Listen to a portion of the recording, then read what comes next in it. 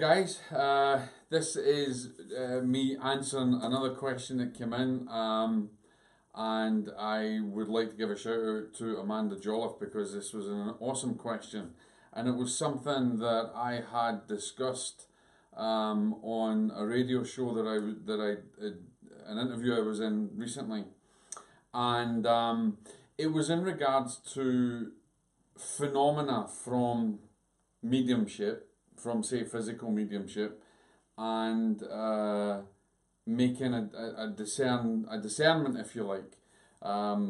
She had, I can't remember what the words, what the words actually was of the question, but I'm sure when I put the video up, you will see that from Amanda, and it was basically about the phenomena. That how would you tell the difference? That could actually be, wouldn't the phenomena be the same from say a physical mediumship than a phenomenon of demonic possession? That's a great question because it's something that I did actually discuss. And so let me put not a hypothesis, but let me put an explanation in as how I understand it and how it would possibly happen. Now, in terms of a demonic possession, we do have phenomena of levitation, prophecy, xenoglossy. If anyone doesn't know what xenoglossy is talking, in different languages, in the trance condition, the trance states. There would be smells. There would be all the faculties that we'd use as a medium, in like clairgustance, clairalien, all this kind of stuff that we would come across. And in the same respect, so in a demonic possession, we may have xenoglossy, we will have prophecy, we will have levitation, we'll have what's called recurrent spontaneous psychokinesis, recurrent spontaneous psychokinesis, or psychokinesis for short. There'll be the moving of objects, etc., under a different agency. There's a lot to be said about it, but let me make this clear distinction.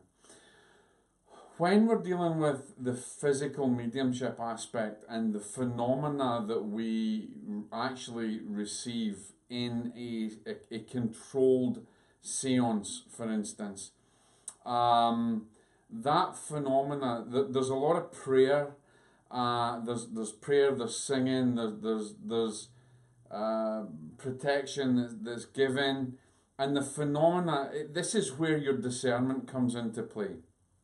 Because anything that is downright evil, that is in opposition, polar opposite to all that is good, if you like, they will not be able to stand. I mentioned this in the book. They can't stand anything from the light. Now, there is an old saying that the devil can come as a being the light, and that's very true. But that's kind of misunderstood in a lot of cases. So your discernment, when you are in a particular situation, there will be a completely different feeling from that phenomena. This is where your discernment comes into play. There will be a heavy suppressive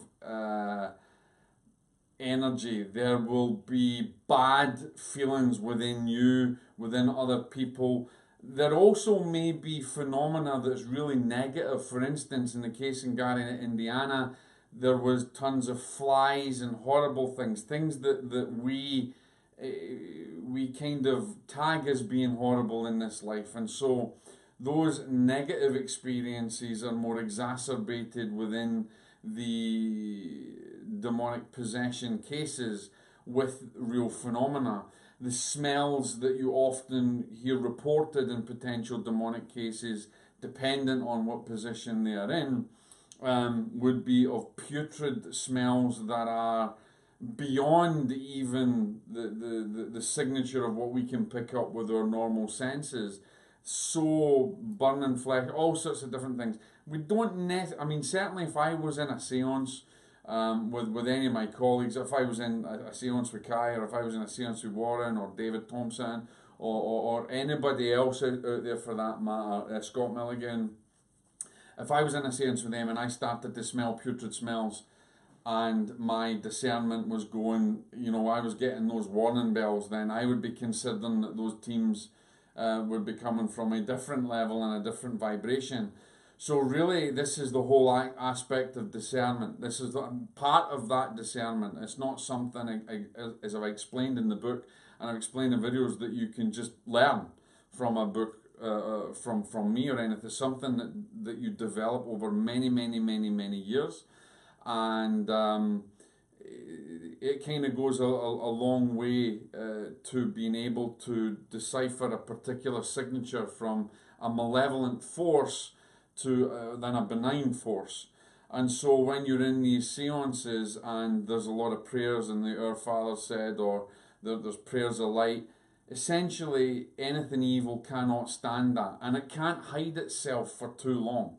It has to show itself in certain forms. It will have to give itself away. There's an unwritten rule, and I can't remember, it goes back to texts thousands and thousands of years old, a rule of threes, where in questioning a potential entity, demonic entity, they would have to respond on the third, on the third question or the third thing. Now, what I'm saying is don't get into the idea that you can, if you get a case, that you can start communicating or asking any question of an entity, because, and that's another lesson, the minute you communicate is an invitation, and without the proper knowledge, without the proper training, and without the proper strength in your mind, it's incredibly dangerous.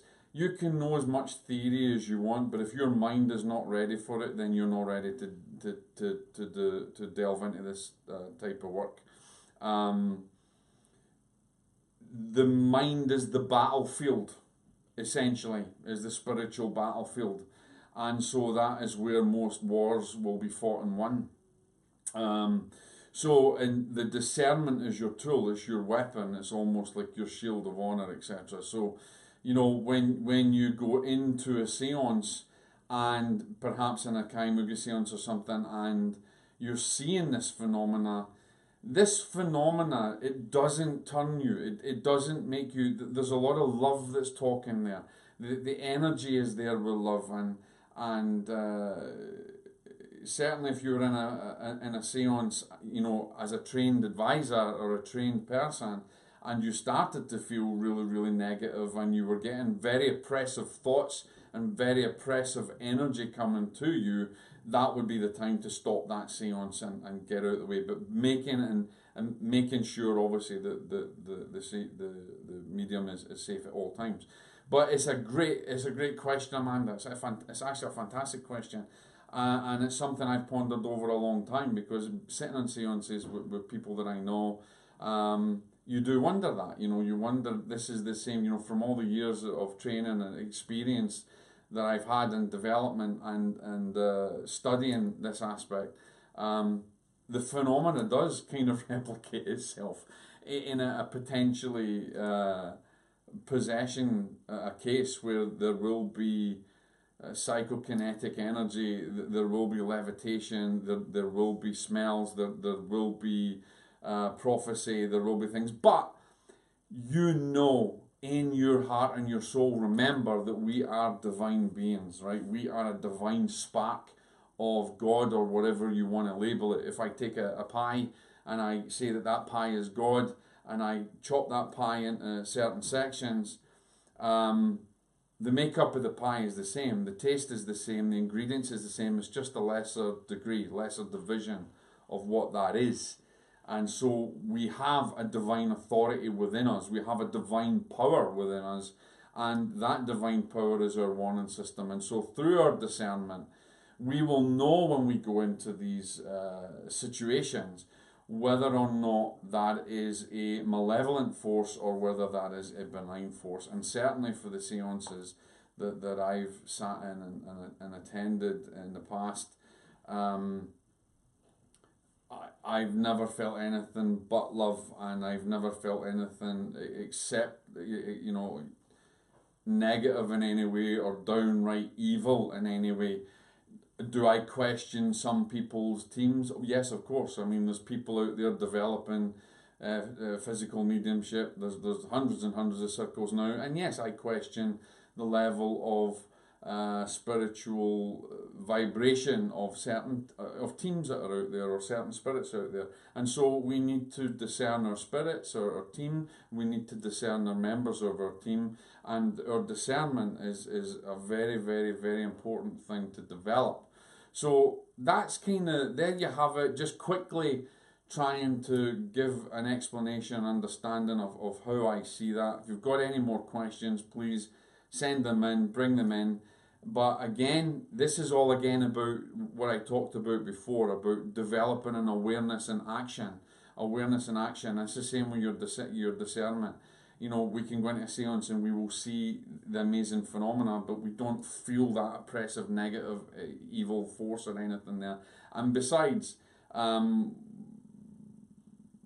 if we have the right spirit teams involved with us, then that's not going to be allowed to happen. But I do know of cases that have started to develop and have attracted the wrong thing. Just remember, the mind is the battlefield. The mind is where the spiritual wars are fought and won.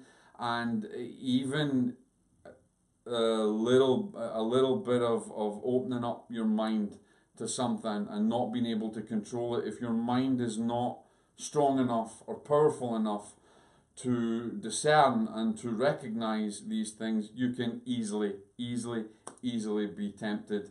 And for years you might have nothing happen, and all of a sudden it can happen. I was involved with a case of a gentleman who used a Ouija board for many years, but 9 years passed, and his life started to go upside down later on. So obsessions and oppression and that kind of thing can take a very, very, very long time to manifest. And your mind is your weapon. So you have to have a spiritual practice. You have to have a strong spiritual knowledge, and to be able to control that aspect of your mind will help you to discern between the malevolence and the benign, because there are similarities. And if we go back to even historical times and biblical times and even before that, remember when we talk about the fallen ones or fallen angels, demons, Satan, whatever you want to look at in history, these were beings of light that had the same equivalency and the same power within their dominions, their principalities, their thrones, whatever, in the heavenly realms. Now, whether you believe in that or not, or whether you believe in a split in consciousness, or however you see it, that malevolent force has the same power as a divine force. So it is our discernment that is able to pick up in the signature a different smell, if you like, or a different feeling. It's that discernment that gives, because a malevolent force has a certain signature, a certain vibration, as does a divine one. So that's what it's down to, because yes, it does interplay, and yes, phenomena can be very similar. And this is where a lot of psychologists and doctors get mixed up, because then it's every little morsel that's in your mind, or every little breakdown emotionally, they can put down a demonic possession or an obsession, and that's not necessarily true. There's a lot of scientific problems and things that we need to look at, and even physical problems within the body and within the mind. So it's a very grey area, and we have to try and understand both aspects of that. So I hope it makes sense, Amanda, and everybody else that's listening. Come back to me with more questions. I'm happy to answer them, and I'm happy to go deeper and further into it.